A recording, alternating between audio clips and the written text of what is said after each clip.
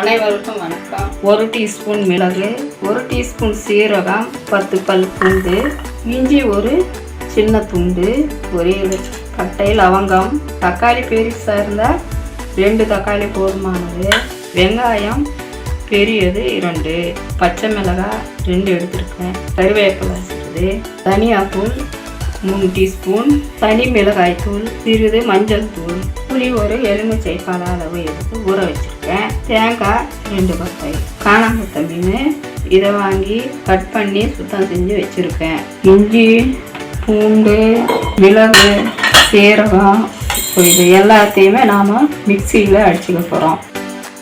கடுகு போடுறேன், 4 டீஸ்பூன் வெந்தயம், அடுத்து பச்சை மிளகாய், கறிவேப்பிலை, தக்காளியை சேர்த்துக்கணும்.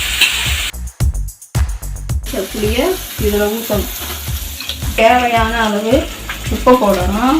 இது மீன் போட்டிருக்கேன், மீனை திருப்பி போடணும். தேங்காயை கரைச்சி ஊற்றுறேன்.